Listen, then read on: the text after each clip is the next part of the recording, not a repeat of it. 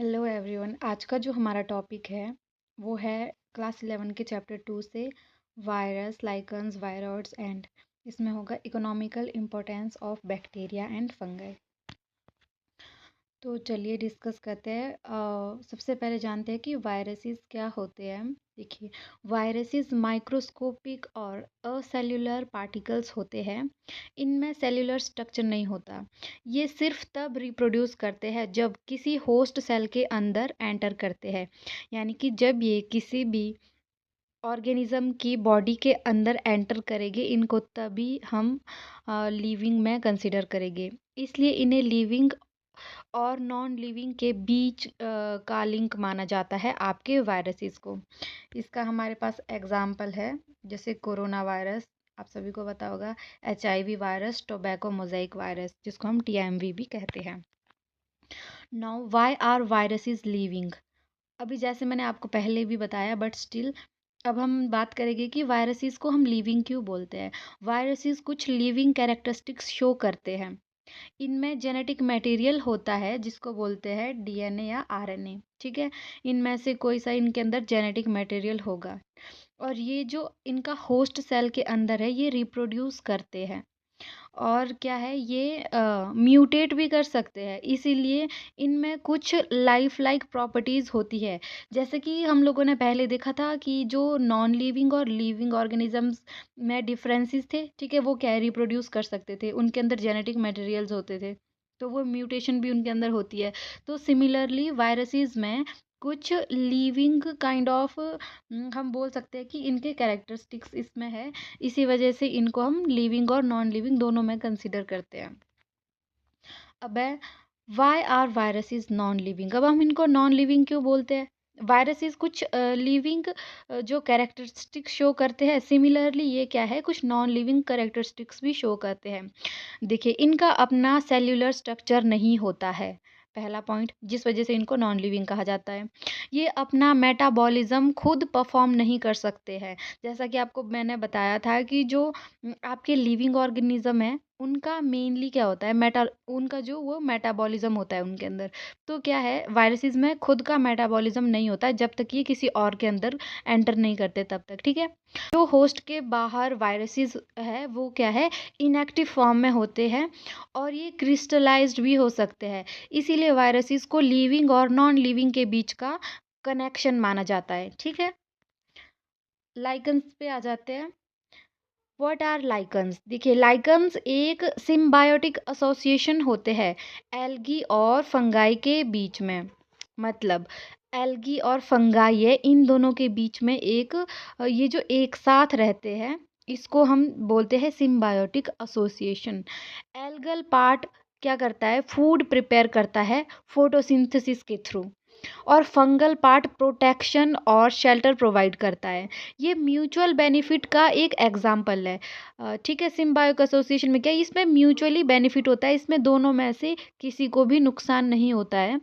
Lichens क्या है हमारे, ये सबसे ज़्यादा इंपॉर्टेंट है, जो लाइकन्स है वो हमारे एयर पॉल्यूशन के इंडिकेटर्स है। मतलब ये लाइकन्स हमें सिर्फ उसी एरिया में देखने को मिलेगी जहाँ पर आपकी एयर क्वालिटी अच्छी होगी। अगर आपकी एयर क्वालिटी ख़राब होगी तो लाइकन्स आपके डिसअपियर हो जाएंगे।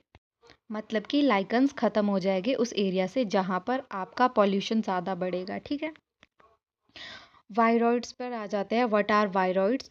वायरॉइड्स वायरस से भी छोटे होते हैं। अभी हमने वायरसेस देखे, वायरॉइड्स का है, ये सिर्फ RNA के जो शॉर्ट स्टैंड से बने होते हैं, सिर्फ RNA के जो शॉर्ट स्टैंड्स होते हैं उससे बने होते हैं। इनमें प्रोटीन कोड नहीं होता, और ये मेनली क्या है, प्लांट्स को इन्फेक्ट करते हैं आपके क्या, वायरॉइड्स।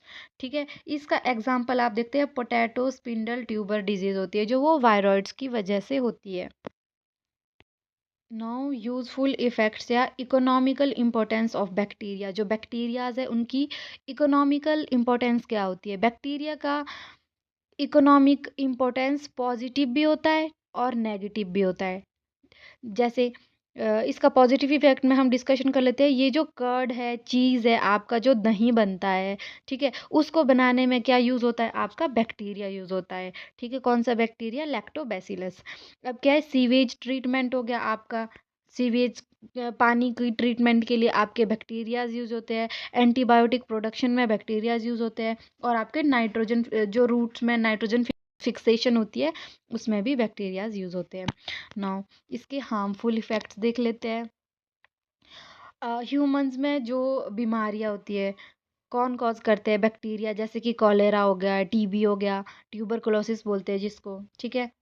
और प्लांट्स में भी ये डिजीज़ कॉज करते हैं, ठीक है। ये खाना, अच्छा खासा खाना ख़राब कर देते हैं बैक्टीरियाज, तो ये इसके कुछ हार्मफुल इफ़ेक्ट्स भी है। Now economical importance of fungi. अब फंगाई की इकोनॉमिक इम्पोर्टेंस क्या है? जो आपके फंगाई है वो इकोनॉमिकली इम्पोर्टेंट होते हैं। जैसे इसमें क्या आपके पास आ जाता है? ईस्ट, जो आप लोग सभी देखते हो, जो ब्रेड बनाने के लिए यूज़ होता है, ये ईस्ट है आपका, जो कुकिंग में आपके किचन में होता ही होगा ऑब्वियसली। तो क्या है, जो आपका फंगाई है वो ईस्ट में भी काम आता है, ठीक है। प्रोडक्शन होती है एंटीबायोटिक्स की, जो हमारी मेडिसिन्स होती है, एंटीबायोटिक्स होती है, वो ईस्ट की हेल्प से हम प्रोड्यूस कराते हैं। और ईस्ट को बेकिंग में भी यूज़ करते हैं। एंटीबायोटिक्स भी मिलती है इससे हमारे को, फंगाई से। और जो मशरूम है जिसको हम खाते भी है, जो कि न्यूट्रिशन का बहुत अच्छा सोर्स है, ये भी क्या है? एक फंगाई है। तो ये इसका क्या है? इम्पोर्टेंस है। और ईस्ट जो है आपके, ये डिकम्पोजिशन करता है हमारे ऑर्गेनिक मटेरियल्स की। हार्मफुल इफेक्ट देख लेते हैं इसका क्या है। ये प्लांट्स में डिजीज़ कॉज करता है, जैसे कि रस्ट हो गया, स्मट हो गया।